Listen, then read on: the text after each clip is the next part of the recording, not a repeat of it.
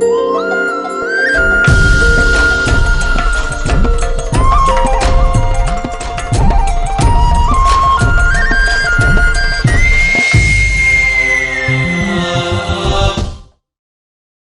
अनेक मित्रों ने मुझसे यह पूछा है कि भाई आप बहुत आदर्श बात कर रहे हैं, परिवार सशक्तिकरण, लोक स्वराज, बहुत बड़ी बड़ी बातें हैं। आप यह नहीं बताए कि ये होगा कैसे, और फिर साथ में इस संबंध में आप क्या कर सकते हैं, हम क्या कर सकते हैं। तो आज मैं आपके सामने इसी मुद्दे पर अपनी बात रख रहा हूं कि मुख्य बात तो यह है कि परिवार सशक्तिकरण होना चाहिए, लोक स्वराज होना चाहिए। ये दोनों क्या है, ये सब तो हम लोग चर्चा करते रहते हैं।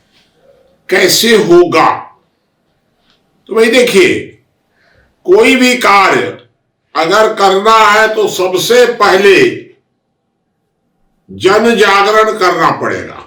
वह बात समाज में समझानी पड़ेगी कि ये क्या है। लोग कहाँ जानते हैं कि लोक स्वराज्य क्या है।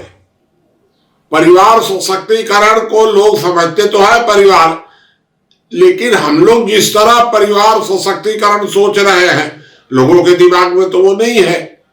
इसका मतलब यह है कि दोनों मुद्दों को जनता के बीच में जन जागरण द्वारा साफ करना पड़ेगा। लोगों को क्लियर करना होगा कि ये दोनों क्या है।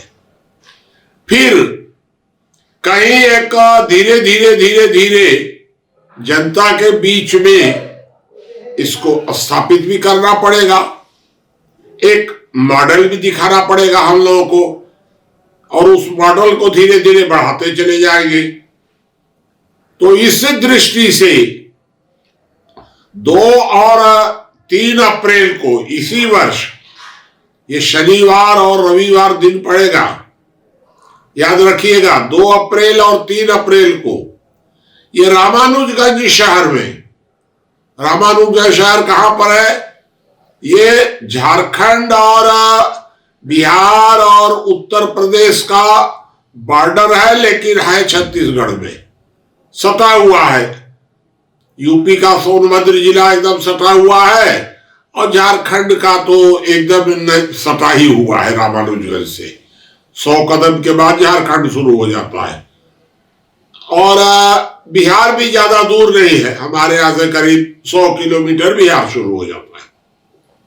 इस तरह रामानुजगंज एक ऐसा स्थान है कि जहां बैठ करके इस मुद्दे पर 2 और 3 अप्रैल को शुरुआत होगी लोक स्वराज्य सम्मेलन।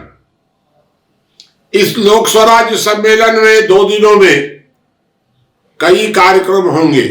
सबसे पहला तो कार्यक्रम होगा आर्य सम्मेलन, ज्ञान यज्ञ का।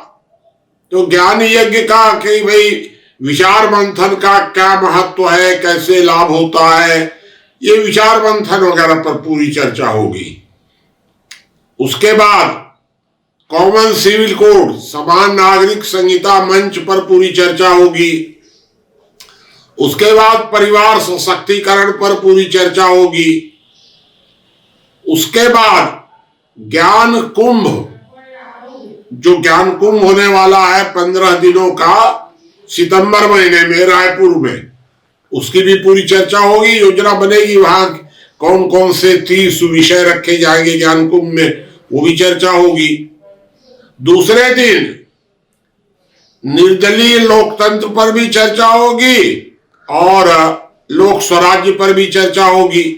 और उसके बाद दोपहर को रामानुजगंज विकास खंड के करीब जो 100 गांव हैं, उन गांव में लोक स्वराज्य की घोषणा की जाएगी कि ये जो गांव है, यहां लोक स्वराज्य के आधार पर धीरे धीरे आगे बढ़ने का कार्य होगा।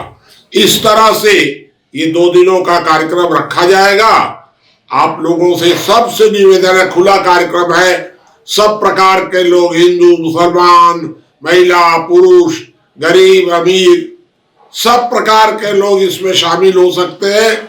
ये समाज सशक्तिकरण का महत्वपूर्ण कार्य है और आप लोग आइए और इस 2 दिनों के कार्यक्रम में अधिक से अधिक भाग लीजिए।